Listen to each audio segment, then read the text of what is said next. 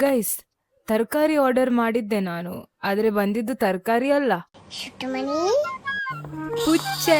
ഞാൻ എൻ്റെ ബുദ്ധിയൊന്ന് ടെസ്റ്റ് ചെയ്യട്ടെ. അയ്യോ, അത് നിനക്ക് അവിടുന്ന തലച്ചു. ശരാ സ്വയാലുമായിപ്പോയി. ಇವನು ನಮ್ಮ ಪುಚ್ಚೆ ಮುಜ್ಜು ಅಂತ. ಯಾರೋ ಮಂಡೆ ಸಮ ಇಲ್ಲದವನು ರೋಡಲ್ಲಿ ಬಿಟ್ಟೋಗಿದ್ದ.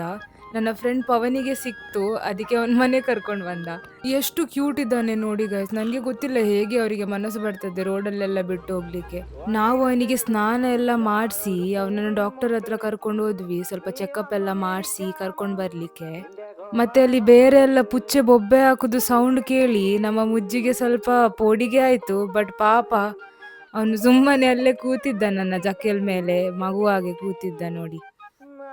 ಮತ್ತೆ ಡಾಕ್ಟರ್ ಎಲ್ಲ ಸ್ವಲ್ಪ ಚೆಕಪ್ ಎಲ್ಲ ಮಾಡಿ ಅವನಿಗೆ ಇನ್ಫೆಕ್ಷನ್ ಇದೆ ಅಂತ ಹೇಳಿ ಮೆಡಿಸನ್ ಎಲ್ಲ ಕೊಟ್ರು. ಅಲ್ಲಿ ಒಂದು ಹೊರಗಡೆ ಗೋಲ್ಡನ್ ರಿಟ್ರೀವರ್ ನೋಡಿ ನಮ್ಮ ಮುಜ್ಜುಗೆ ಸ್ವಲ್ಪ ಪೋಡಿಗಾಯ್ತು ಮಾತ್ರ, ಬಟ್ ಸುಮ್ಮನೆ ಕೂತಿದ್ದ. ಮತ್ತೆ ಮನೆಗೆ ಬಂದು ಊಟ ಎಲ್ಲ ಕೊಟ್ಟು ಸ್ವಲ್ಪ ಪೆರ್ಚಿ ಎಲ್ಲ ಕಟ್ಟಿ ಆಟ ಎಲ್ಲ ಆಡಿ ಮತ್ತೆ ಪುಚ್ಚೆ ಚೋಚ.